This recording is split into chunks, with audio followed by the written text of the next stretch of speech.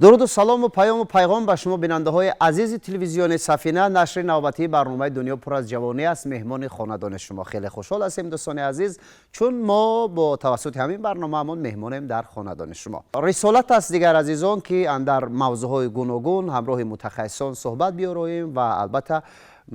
تلاش کنیم که یک کمی هم سهم خویش رو در مورد رشد وطن، دوست داشتن وطن، احترام گذاشتن به ارزش های ملی گذاشته باشه. و بزرگ میگوید که دوست داشتن وطن منشأ میگیرد از درگاه خانواده. اگر والدان فرزندان رو در روحیه خوب وطن دوستی و خویشتن شناسی تربیت بسازند، پس فرزندان واقعا در آینده میتوانند که در رشد و در نمو و در شکوفایی وطن اجدادی خویش سهیم باشند. بعد این خاطر تصمیم گرفتیم دوستان عزیز در برنامه دنیا پر از جوانی است در موضوع پیام پیشوای ملت و موضوع وطن دوستی و سهم جوانان در رشد وطن صحبت بیاوریم با یک زمره آموزگاران فعال و دانشجویان فعال اکادمی اداره‌کنی دولتی نزد پرزیدنت جمهوری تاجیکستان. قبلا شما را خوش آمدید میگویم با تلویزیون سفینه. نخست میخوام نظر شما رو دانسته باشم که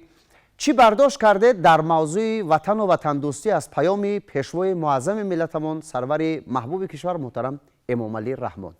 خب مرحمت، اگر آماده باشید شروع میکنیم از مهمانانی که در این طرف استودیو هم، بعدا میگذاریم باز این قسمت. ما وکالت پرور خلق بزرگانیم،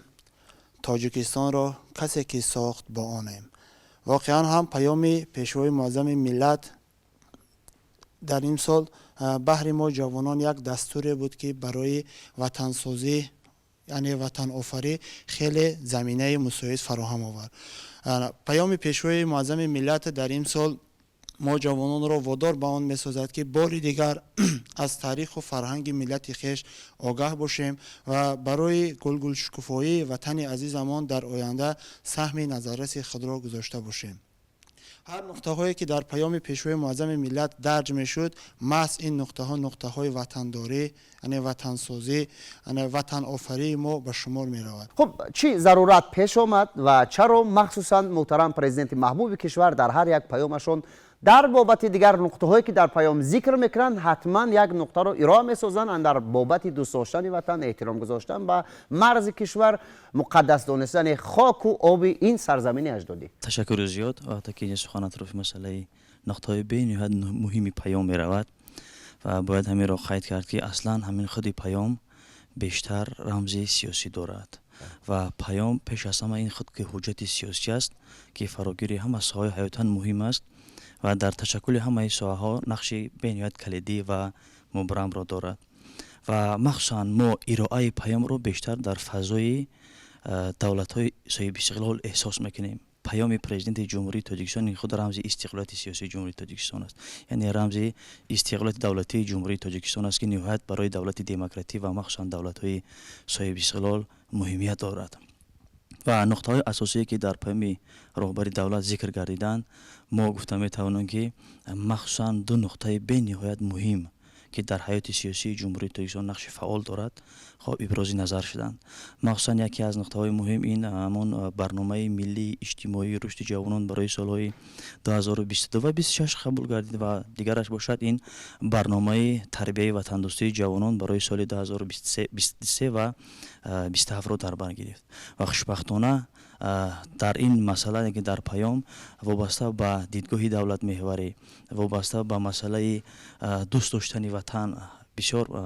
مسئله گذاری شدند و مخصوصا 24 دکبر سال 2022 تحت رقم 1920 قانون جمهوری تاجیکستان درباره تربیت وطن دوستی شهروندان به امضا رسید و در قانون مذکور وابسته به همه مسئله های مهمیت بودن وطن درج گردیده است و اینچنین در اونجا بیشتر به مسئله جوانان تکیه شده است که جوانان ما باید وطن دوست باشند. واقعا هم باید همین رو با موارد قید کرد که با در نظر داشت وضع حساس جهان معاصر و مخصوصا برخورد ابرقدرت ها و تغییریابی وضعیت گیوسیاسی و گیوپولیتیکی جهان معاصر امروز برای ما شهروندان جمهوری تاجیکستان аз ватандӯстӣ дида ҳеҷ чиз муҳим буда наметавонад дуруст. ва маҳз зарурат пайдо шуд ки имрӯз қонуни ҷумҳурии тоҷикистон яъне қонуни миллии мо имрӯз дар бораи тарбияи ватандӯстии шаҳрвандон қабул гардад зеро мегӯянд дӯст доштани ватан ин гӯшаи аз имон аст ва бояд ки мо ватандӯст бошем бояд ки ватани хешро хоб ҳама тарафа дӯст дорем. ташаккур ва воқеан зодбуми хешро дӯст доштан эҳтиром гузоштан ин эҳтиром гузоштан ба модар аст чун мегӯяд инсон дар сурате модари аслиашро дӯст медорад эҳтиром мекунад ки эҳтиром ба модари рамзияш ки ватан аст дошта бошад. боиси хушнудии мо аст ки дар сатҳи баланди давлатдорӣ моро аз назар дур намондагӣ ҳастанд яъне ки моро қадр мекунанд. пешвои миллатам дар баромадҳояш мегӯяд ки худшиносии миллӣ ин аз дӯстдории ватан бармеояд яъне ки ин бисёр мо бояд дар кадом сатҳе бошем набошем барои ватан барои давлат бояд як коре кунем ки барои пешравии он саҳм гузошта бошем. пешвои муаззами миллат муҳтарам эмомалӣ раҳмон зимни ирояи паёми навбатии хеш ба маҷлиси олии кишвар оиди ватандӯстӣ ва ҳамзамон дар дил парваридани меҳри ватандӯстӣ бисёрам таъкидҳо ва пешниҳодҳои муфид намуданд ва дар воқеъ имрӯз раванди ҷаҳонишавӣ ва ҳамзамон вазъи геополитикии минтақа ва сайёра аз ҳар яки мо тақозо мекунад ки пеш аз ҳама дар замири худ ҳисси ватандӯстиро дошта бошем ва бадин васила онро ҳамзамон рушд бидем зеро албатта мусаллам аст ки он давлатҳое ки ҷавононашон дар замири онҳо дар рӯҳу равони онҳо ҳисси ватандӯстӣ аст албатта онҳо даст мезананд ба созандагӣ ба бунёдкорӣ албатта онҳо кӯшиш мекунанд ки дар раванди давлатсозӣ саҳми мусбии худро гузошта бошанд ва имрӯз замоне расидааст ки ҳар яке мо кӯшиш намуда бошем то анамон ҷавонони хешро ҳисси ватандӯстии онҳоро баланд намоем ва муҳтарам пешвои муаззами миллат дар поёми хеш ҳамзамон таъкид намуданд ки саҳми оила хосатан модарон дар баланд намудани ҳисси ватандӯстии фарзандон бисёр ҳам бузург аст. воқеан агар мо таҳлил намоем ин бисёрам як фикри дурандешона як фикри илман асоснок аст. ба чӣ хотир? ба он хотир ки одатан фарзандон пайгирӣ мекунанд ё худ анамун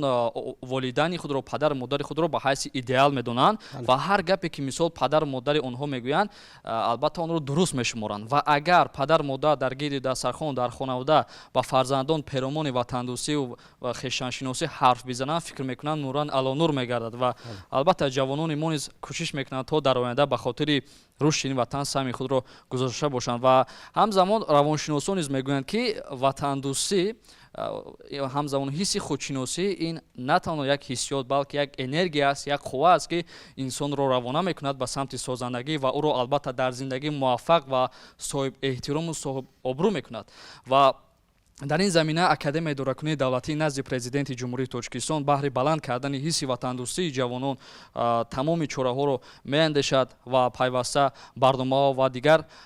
чораандешиҳоро қабул менамояд ва бояд тазаккур дод ки соли гузашта аз ҷониби академияи идоракунии давлатӣ назди президенти ҷумҳурии тоҷикистон мо як гурӯҳ ҷавонони академия ба лагери байналмилалии теч протект ки аз ҷониби ташкилоти байналмилалии ҳидая ва прокуратураи генералии ҷумҳурии тоҷикистон дар пойтахти азизамон шаҳри душанбе ташкил шуда буд дар он ҷо рафта иштирок намудем ва дар он ҷо пиромони чӣ гуна баланд кардани ҳисси ватандӯстӣ ва ҳамзамон чӣ гуна дода нашудан ба гурӯҳҳои экстремистӣ ва террористӣ фаҳмондан дарсҳо мухтем ва албатта ин анамун дастгирии сиёсати роҳбари давлат мебошад. пеш аз ҳама ҳамон роҳе ки поёнаш намебинам ватандорист ҳамон дарде ки дармонаш намебинам ватандорист ба хуни нов ҳар хоке шавад олода ҷон дорад танеро беғами ҷонаш намебинам ватандорист. дар солҳои охир албатта мо ба мавзӯъҳои патриотизм яъне ки во мехӯрем ки яъне ки моҳияти асосии он чи аст. агар як шахс дар вуҷуди хеш ҳамон яъне ки ҳисси баланди миллӣ арзишҳои маънавӣ ва ҳамон яъне ки як муҳаббат агар дошта бошад нисбати ватани хеш албатта ӯ дар ҷомеаи муосир метавонад ки аз ҳама намуди арзишҳои миллат яъне ки дифоъ кунад. яъне ки имрӯзҳо дар ҷомеаи мо ки қишри зиёди аҳолӣ яъне ки ҷавонон ташкил медиҳанд бояд ки ҷавонон маҳз бо ҳамон ҳисси баланди миллии хеш аз арзишҳои миллии худ дар баробари ин ҳама гӯем муқовиматҳо яъне ки сиёсӣ ва дигар афкураҳо бояд ки мафкураҳо бояд ки махсусан бо ҳамин яъне ки ҳисси баланди миллии хеш аз ҳамон ватан ҳимоя кунанд. бояд ки дар замони имрӯза ки аллакай гӯем бархурди ҳама гуна фикрҳо аст бархурди ҳама гуна ақидаҳо аст маҳз ҳамин ҳисси миллӣ аст яъне ки маҳз ҳамон ватане аст ки моро аз ҳама гуна яъне ки ҳамон фикрҳои гуногун моро яъне ки нигоҳ медорад. агар дар вуҷуди як инсон ҳамон ҳисси ватандӯстӣ бошад ва агар ки ҳамон одам ватанро агар самимона дӯст дорад, ҳамон ҷавоне ки ҳамон инсон ҳаргиз ба гурӯҳҳои ифротӣ яъне ки намегаравад ва ҳамон ҳисси миллӣ ӯ ҳамон гӯем ки муҳаббат ба ватан ва ҳамон муҳаббат ба модари хеш ҳамон инсонро аз ҳама гуна гӯем ки ҳамин яъне ки роҳҳои бад ӯро ҳимоя мекунад ва маҳз ватандӯстӣ аст ки моро дар ҷомеаи имрӯза дар сатҳи байналмилалӣ ҳимоя намуда моро ҳамчун як давлати миллӣ муаррифӣ мекунад. Агар имрӯз як ҷавони мо бо ҳамон ғурури миллии хеш бо ҳамон гӯем ки ҳисси баланди миллии хеш яъне ки ба тамоми ҷаҳон агар муаррифӣ шавад, аллакай давлати мо ҳамчун давлати яъне ки ҳамон ҷавонпарвар аст албатта ва мо махсусан бо ҳамон яъне ки ҳисси баланди миллии хеш ба ҷаҳоният муаррифӣ гаштаем. Сабаби асосие ки имрӯз мавзӯи патриотизм ё худ ватандӯстӣ яке аз мавзӯъҳои меҳварии паём буд, ин чунин аст ки қишри аз ҳама зиёди аҳолии Тоҷикистон ин ҷавонон ҳастанд ва бояд ки махсусан ҷавонон ҳанӯз аз ҳамон хуррияшон бо ҳамон муҳаббати ватани хеш яъне ки ба воя расанд, зеро ки агар дар вуҷуди мо муҳаббат ба ватан бошад, мо аз яъне ки арзишҳои миллии худро аз ҳама гуна гӯем аз ҳама гуна хавф хатарҳо эмин медорем ва махсусан ҳамин ҳисси баланди миллия мо аст ки дар баробари ҳама гуна яъне ки зуҳуротҳои номатлуби ҷаҳони муосир ва ҳама гуна бархурди ақидаву фикрҳо моро яъне ки ҳимоя мекунад ва махсусан ҳамин ҳисси баланди миллии ватандӯстии мо аст ки моро дар ҷомеаи муосир яъне ки қудратманд месозад ва махсусан мо тавассути ҳамин ҳисси миллии хеш дар тамоми дунё яъне ки бо ҳамон ғуруру ҳисси миллии хеш ватанамонро дифоъ мекунем албатта дар баробари ҳама идеологияҳои сиёсӣ. мо ҷавонон бояд шукронаи ин ватан, шукронаи ин сулҳу субот ободӣ кунем. Мо бояд бари ободии ин ватанамон яъне бештар кӯшиш намоем. яъне мо ҳамчун магистрант академияи идоракунии давлатӣ назди президенти ҷумҳурии Тоҷикистон яъне дарс яъне меомӯзем. Мо бояд яъне барои мо ки чунин шароитҳоеро барои мо яъне муҳайё месозанд, мо бояд дар ҳамон ҷое ки яъне дар ҳамон мақомотҳое ки мо яъне кору фаъолият мекунем, бояд содиқ ба ҳамин ватан, ба ҳамин миллату давлат ба касби хеш бошем. Мо ҷавонон бояд бари ободӣ ва устувории давлати соҳиби истиқлоламон яъне бояд сами арзандаи хешро гузорем. олими машҳури ҷаҳон Макиавелли чунин қайд намудааст: ватандӯстиро ҷанбаи асосӣ номидааст. Якум ин содиқона ва софдилона хизмат намудан ба ватан аст. дуюм ин аст ки ба ватан меҳру муҳаббат доштан аст ва сеюм он аст ки мо бояд ба ватани худ шукрона кунем ки ин ватани мақсад сулҳу субот зиндагӣ мекунем ва соҳибихтиёрем. ва ин ҷанбаҳои асосии Макиавелли чунин аст. ва дигаре ки ман арзи сипосгузори худамро ба яке пешвои миллат, яке асосгузори сулҳу ваҳдати миллӣ ба муҳтарам Эмомалӣ Раҳмон сипосгузори худам баён менамоям, чунки ба ҷавонони мо чунин шароит муҳайё кардааст ва бояд мо аз ин шароитҳо истифода барем ва аз ин шароитҳо истифода бурда донишҳои худамро сайқал диҳем ки дар оянда Тоҷикистони азизамонро обод кунем, бунёд созем. саф ба саф ҳар рӯз дар кори ватан мо иваз кардан намехоҳем ҳеҷ бо гулу мулки дигар хори ватан. дар ҳақиқатан ҳам низ ҳисси ватандӯстӣ хештаншиносӣ аз синни яъне аз синфи ибтидоӣ сар мезанад ва онҳоро ба аъзои созмони ҷавонон яъне ки қабул мекунанд. дар он вақт ба онҳо ҳисси ватандӯстиро яъне ки меомӯзонанд ва беҳуда нагуфтанд ки ин ҳамаш вобаста ба устод ва модар мебошад ки самараи асосиро устод мебинад ва бобоҷон ғафуров гуфтааст ки устод ба монанди шамъе аст ки худаш месӯзаду ба дигарон равшанӣ месозад. ва бо ибораи дигар боз мегӯянд ки шахсе ки агар писарро тарбия кунад вай ҷамъиятро тарбия кардааст ва шахсе ки духтарро агар тарбия кунад вай миллатро тарбия кардааст. ва мо медонем ки пайваста боз паёмҳои пешвои муаззами миллат, асосгузори сулҳу ваҳдати миллӣ, пешвои муаззами миллат муҳтарам Эмомалӣ Раҳмон гуфтанд ки на бо сухан бояд бо қалбон ватанамонро софдилона дӯст дорем ва ҳар ин қарзи ҳар як фарзанди миллати тоҷик мебошад ки барои рушду нумоии давлати азизамон саҳмгузор бошанд. қобил ба зикр аст ки имрӯзҳо ҳукумати ҷумҳурии Тоҷикистон бари бартараф намудани мушкилоти марбут ба ҳаёти ҷавонон пайваста талош намуда истодааст. қабул гардидани барномаи рушди иҷтимоии ҷавонон ва барномаи ҳуввияти миллӣ ва хештаншиносии ҷавонон маҳз гавоҳи ин гуфтаҳо ҳастанд. месазад ки яъне бештар ватандӯст бошанд, ватанпарвар бошанд, зеро ватани худамонро ягон кас ба ғайр аз мо намесозад. воқеан ҳам имрӯз устодони азиз ва ҷавонони саодатманд андешаҳои созанда баён намуданд. пеш аз оне ки дар доираи бардоштҳои худ аз паёми солонаи пешвои муаззаму маҳбуби миллат ба мақоми олии қонунгузори кишвар ва мардуми шарифи Тоҷикистон ёдоварӣ намоям, як нуқтаи бениҳоят муҳимро бояд ёдрас шавам. ҷавони имрӯзаи мо хуб медонад ки сиёсати давлатии ҷавонон аз рӯзҳои нахусти ба даст овардани соҳиби истиқлолии тоҷикистон на танҳо дар авлавият балки дар афзалияти барномаҳои ҳукумати ҷумҳурии тоҷикистон қарор дошт. ҳамин боис гардид ки аз замони соҳиби истиқлол гардидани ҷумҳурии тоҷикистон дар заминаҳои меъёри ҳуқуқӣ барои шароиту имкониятҳои фаррохтар муҳайё сохтан ба ҷавонони тоҷикистон як зумра иқдомҳои шоиста дар масири қонунҳои миллӣ, санадҳои меъёри ҳуқуқӣ, барномаҳои соҳавӣ ва стратегияҳо қабул ва татбиқ карда шуданд. аз ҷумлаи онҳо ҳамсоҳбатони мо низ оиди барномаҳои давлатӣ дар соҳаи тарбияи ҷавонон ишора карданд. ҳамин чизро гуфтан мехоҳам ки паёми солонаи пешвои муаззами миллат ки имрӯз мо бардоштҳои худро ироа дорем, паёме буд ки аз 5 соли сипарӣ гардида натиҷагирӣ гардид ва ҳадафҳои мо ба хотири сохтани як ҷомеаи бо шароитҳои аз ин ҳам бештар, фарохтар, арзандатар барои 5 соли баъдӣ аст. мисоли оддӣ барои асоснокунии ҳамин нуқта ин қабули барномаҳои давлатӣ дар соҳаи ҷавонон аст ки агар дурусттар дарк кунем татбиқи онҳо 5 сола аст ва ёдовар гардидани қабул гардидани ҳамин барномаҳо аз ҷониби пешвои муаззами миллат ба як қишри созанда, ба як қишре ки умед ва боварии давлат ба он нигаронида шудааст ба хотири он аст ки имрӯз мо ҷомеаеро обод кунем, ҷомеаеро созем ва ё наслеро тарбия кунем ки зимоми давлатдориро бе тарсу ҳарос ба он вогузор намоем. ҳамасола вақте ки паёми пешвои муаззами миллат ба мардуми шарафманди ҷумҳурии тоҷикистон ироа мегардад, паёми созанда аст пеш аз ҳама. ва созандагӣ ин ба хотире аст ки барои ватанпарварӣ, барои ватандӯст будани халқи тоҷикистон суханҳо гуфта мешавад ва роҳнамоиҳо карда мешавад. хусусан президенти маҳбуби кишвар Эмомалӣ Раҳмон дар паёми иронамудаи худашон имсол чунин қайд карданд ки мо бояд ватанамонро дӯст дорем, ватанпараст бошем ва ҳаргиз фаромӯш накунем ки эҳсоси гарми ватандӯстӣ ва ҳисси баланди миллӣ метавонад барои пешрафти давлат ва ҷомеа яъне ки сазовор бошад ва мо ҳеҷ гоҳ бояд фаромӯш накунем ки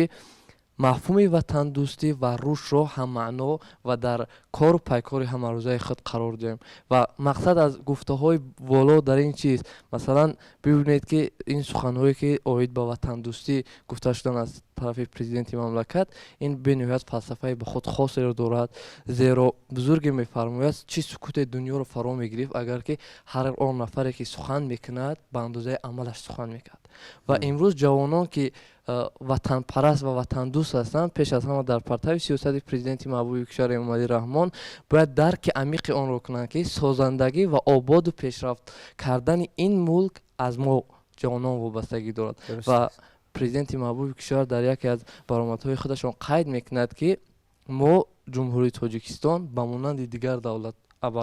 давлатҳои абарқудрат як овоз дорем ва мо яроқи ядроӣ надорем, аммо мо ватандӯст ва ватанпарвар ки бошем, ан ҳамон яроқи ядроии мо аст ва метавонад ки дар мушкилоти глобалие ки имрӯз ҷаҳони муосирро фаро гирифтааст моро раҳо кунад. адиби барҷаста Марк Твен мегӯяд, вақте ман ба рӯи модарам менигарам, дар оинаи чашмони ӯ ватани сабзи худро мебинам.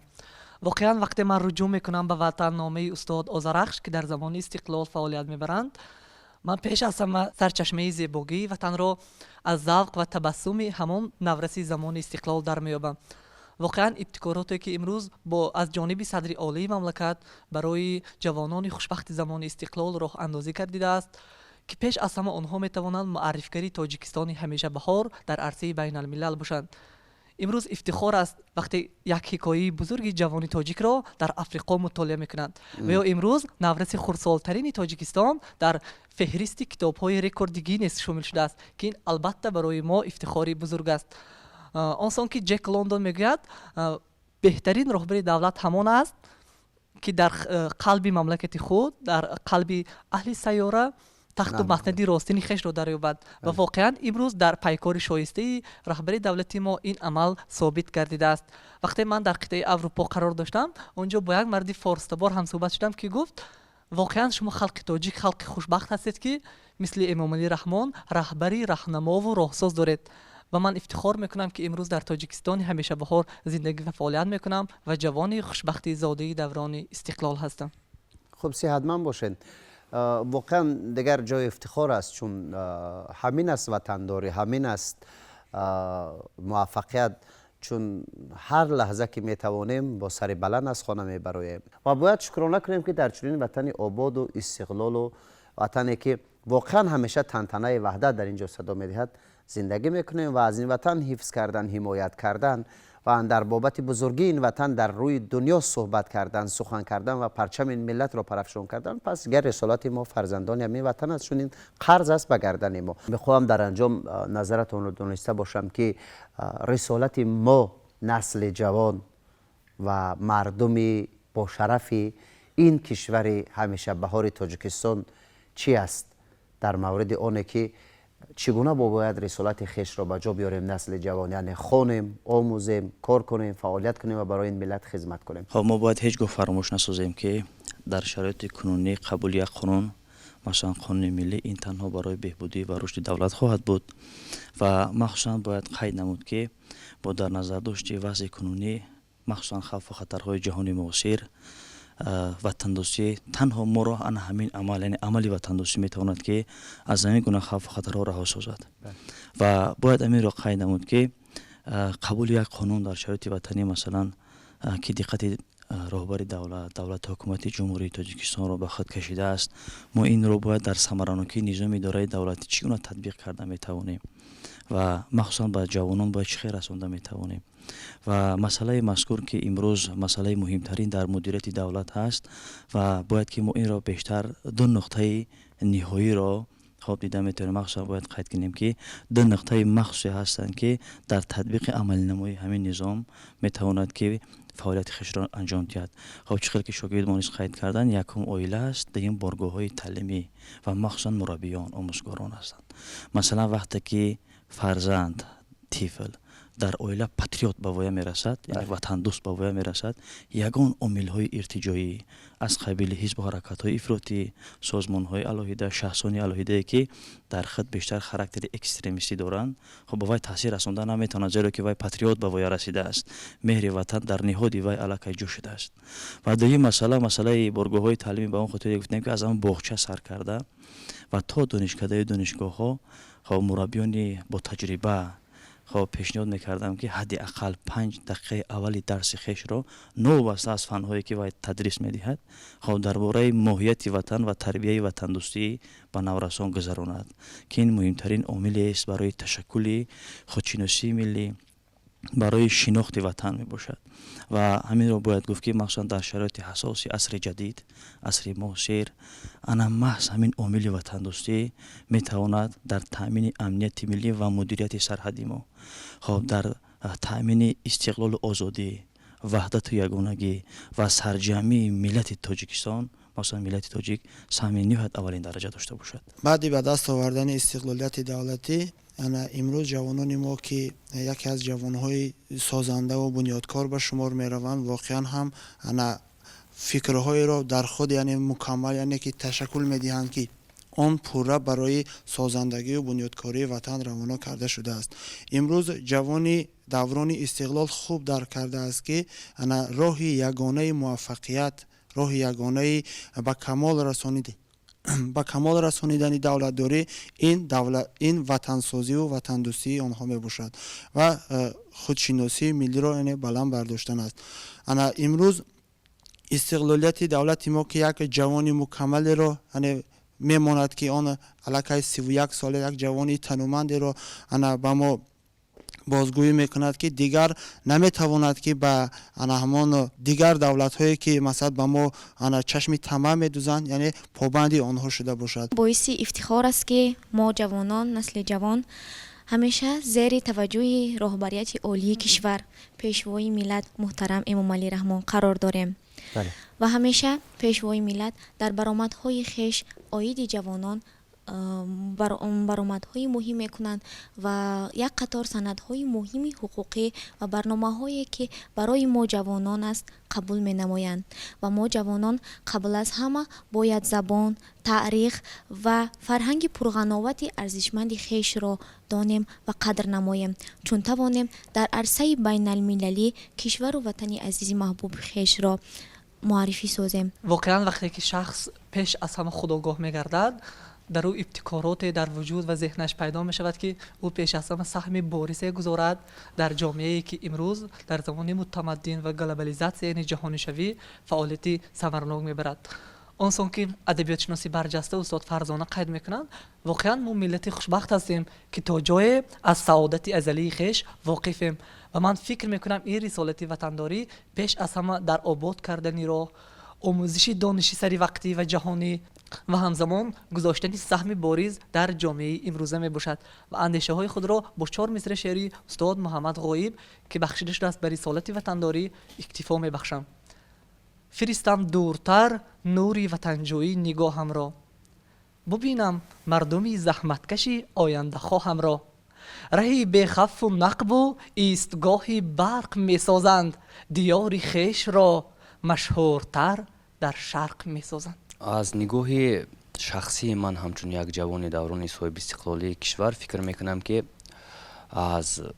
паёми солонаи пешвои муаззами миллат бояд ман бардошт кунам ки пеш аз ҳама ватандӯст бошам, ватандӯсти асил бошам. чӣ гунае ки дӯстони азиз ишора намуданд, на танҳо бо сухан балки бо амал ватандӯстии худро нишон дода тавонам ва зимнан дар бартараф намудани мушкилотҳои ҷомеа таҳаммулпазир бошам. таҳаммулпазириро пешаи кори худ кунам ва амалҳои созандаро ҳарчи зиёдтар анҷом диҳам ва дигараш рақобатпазир бошам ба бозори меҳнат, ба ниёзҳои ҷомеа. ва ин нуқта аз куҷо ишора мегирад? пайваста пешвои муаззаму маҳбуби миллатамон дар тамоми суханрониҳояшон ба омӯзиш фаро гирифтани ҷавонон ишора мекунанд. беҳуда низ бузургони мо нагуфтанд ки пеши чашме ки нури ирфон нест, гар бувад осмон намоён нест. дар инҷо дар бораи рисолати инсонӣ ва шаҳрвандӣ бештар гап задан, аммо як чизро набояд фаромӯш кард ки дар ин раванди рисолати шаҳрвандӣ ва инсонӣ якчанд хатарҳое ҳаст ки ҳамзамон таҳдид мекунанд, албатта ба монанди экстремизм, радикализм, терроризм ва ҳамзамон сепаратизм ва чунки муҳтарам пешвои муаззами миллат гуфтанд, фаъолияти гурӯҳҳои экстремистӣ ва террористӣ бо роҳҳои муосир дар хосатан дар сайфҳои иҷтимоӣ ва ин равандҳое ҳаст ки дар намун зимни анҷом додани рисолати инсонӣ ва шаҳрвандӣ мо халал эҷод мекунад ва мо бояд ин чизҳоро ҳама донем. пеш аз ҳама зиракии сиёсӣ мо бояд дар сатҳи баланд бошад. бубинед,